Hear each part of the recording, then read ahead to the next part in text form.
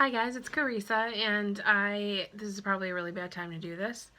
I am feeding Vera right now, and my room is a mess and the lighting's bad. Anyway, there's a lot of reasons why I shouldn't do this now, but I thought I would make a quick postpartum update for you. I haven't made any notes, and I realized that a lot of what I would have to say about postpartum healing, especially after an emergency C-section, is that I cannot complain about it whatsoever. I was under the impression that a C-section is a much more horrible experience all around, and for some people it may be.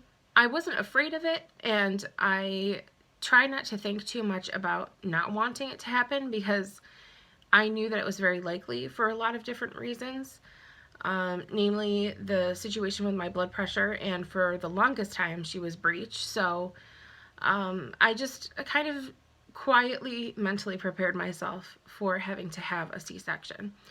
What I wish I had thought more about and maybe spent a little bit more time doing was preparing myself for not being conscious for her birth. And I can completely see and understand how that is traumatizing to a lot of women, and it separates them from the experience. With as much trouble as we had conceiving her, honestly, I would have brought her into this world any number of ways, as long as she and I were both healthy and, there weren't any major complications. I would have signed on for this a long time ago, so I can't complain. I also have recovered remarkably well. I haven't looked at my incision scar yet, but I think that I expected having an apron stomach or a paniculus and like excess skin and fatty tissue and all of that from just having such a large stomach. I expected that to cause a lot more problems than it has, and I really can't complain. I took one Percocet in the hospital. I haven't taken any since. They said, you'll probably need it to help you sleep, but I don't want to be waking up to care for a newborn in the middle of the night on Percocet. I don't know. And I don't feel like I needed it. If I needed it, that'd be a different story, and I would have worked something out with Mike or whatever, but I truly didn't feel like I needed it. I didn't even feel like I needed my Motrin for as long as I was prescribed it. So all of the nurses seemed to say that I was getting around really well. The stairs weren't even a problem when I got home. I feel really good. I almost, like if I'm just sitting in a chair here, I wouldn't even say like that I feel like I could tell I had a C-section, and that was true even as of the first day home. So I feel really good, and I'm really happy to feel as good as I do.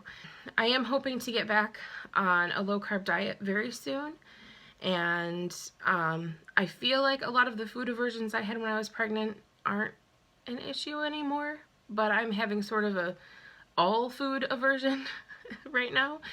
I really would rather just drink things. I'd rather have, for some reason, I have a crazy craving for milk, for whole milk, and I'm drinking that by giant glassfuls every day, which is nice because it's an easy way to get some calories in, and water, and I've been drinking a ton of water. If you have any suggestions on calorie-heavy beverages that I could drink that are not smoothies, because that's not something I'm interested in, I would appreciate that. But I just find that it's easiest, and it's something I don't have to prepare. I can just pour it in a glass and drink it, and I'm just trying to enjoy this newborn stage. I know that it doesn't last very long.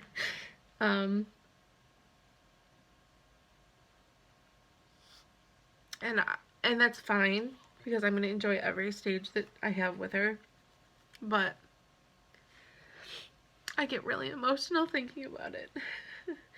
Mike's been really good about doing housework and laundry, and I have no responsibilities outside of taking care of myself and my baby. And so that means just feeding her and snuggling with her and just taking care of her basic little baby wants and needs.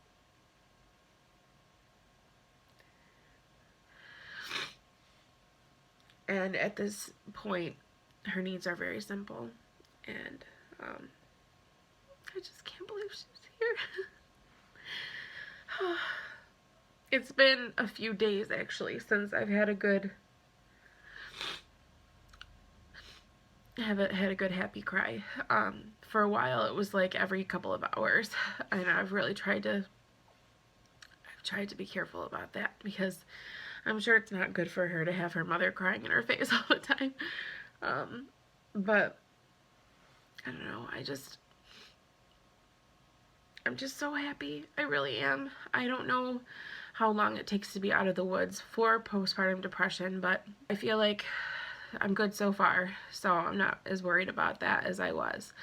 I feel like my milk supply is decent. I did encapsulate my placenta. If you guys want me to talk about that, there's not a lot to say, but I could always make a video on that for you. I am glad I did it, even though there's no way to really prove that it did or didn't help me. But I could say that it looks like it did, at least in terms of not feeling depressed or run down or overwhelmed by my own hormones and hormone fluctuations, and that I have been able to almost exclusively breastfeed her. We needed to supplement with formula in the hospital because I wasn't producing enough at the time, even though, colostrum is really all they need. Technically, at first, she had already been given formula several times before I even was able to hold her, so she definitely had quite an appetite, and we would give her like formula once at night or once in the middle of the day when I wasn't able to keep up with the feedings. But honestly, I could probably skip it altogether.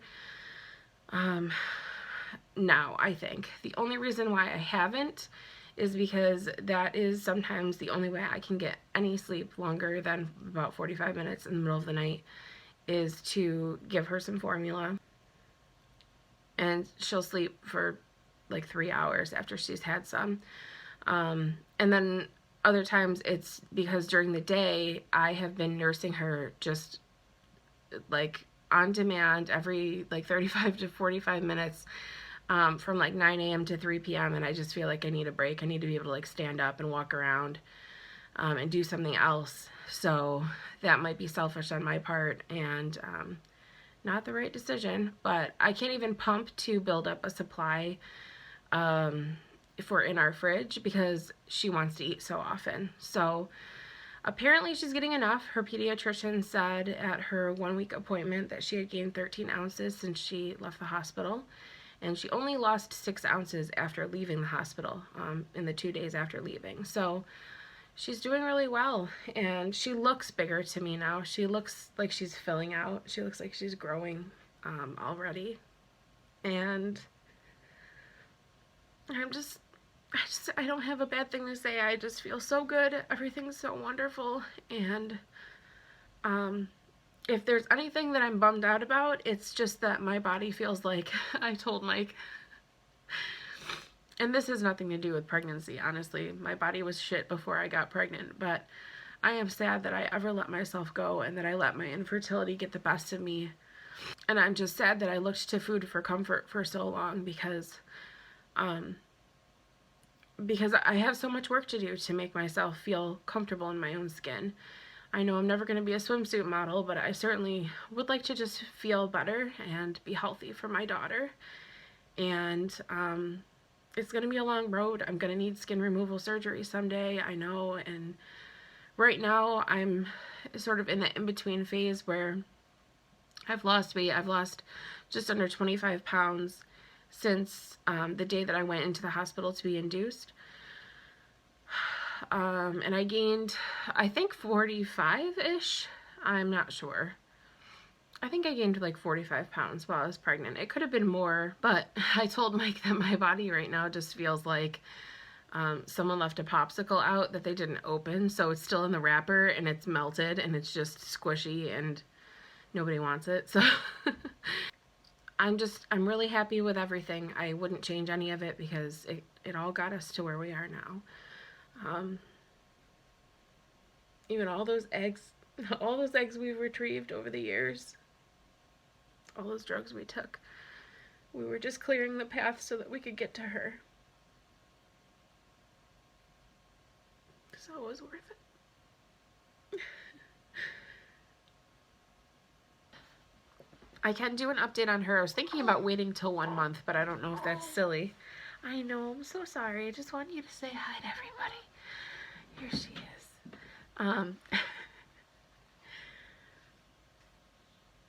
Her name is Vera, like aloe vera.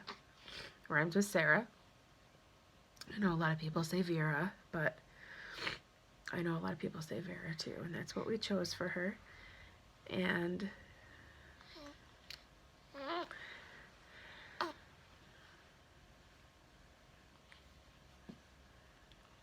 she's a really good baby. So that's about it. I'm just realizing just how messy this room is looking behind me, so I think that I'm gonna be done with this now. But oh, and Mike just got home.